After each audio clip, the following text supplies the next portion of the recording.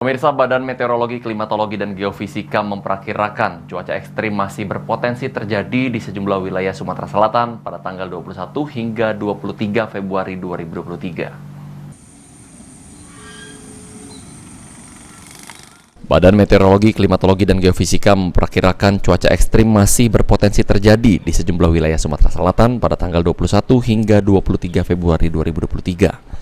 Forecaster Meteorologi BMKG SMB 2 Palembang, Alan Aslani mengatakan, potensi cuaca ekstrim tersebut berupa hujan dengan intensitas sedang hingga lebat yang dapat disertai petir dan angin kencang.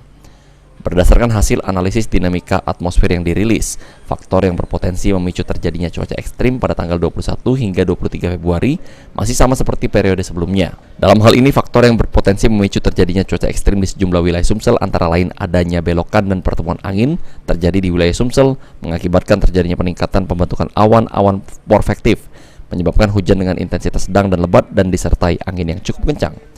Terkait dengan potensi cuaca ekstrim tersebut, dihimbau masyarakat agar tetap waspada terhadap kemungkinan terjadinya potensi cuaca ekstrim dan agar melakukan penataan lingkungan di wilayah masing-masing dan tidak membuang sampah sembarangan yang dapat mengakibatkan penyumbatan saluran air, serta terus memonitor perakiraan cuaca dari BMKG.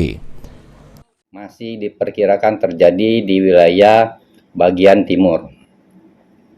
Selanjutnya untuk tanggal 22 Februari masih kami perkirakan terjadi hujan dengan intensitas sedang hingga lebat hampir di sebagian besar wilayah Sumatera Selatan, terutama di wilayah barat, wilayah tengah, timur, utara, dan selatan.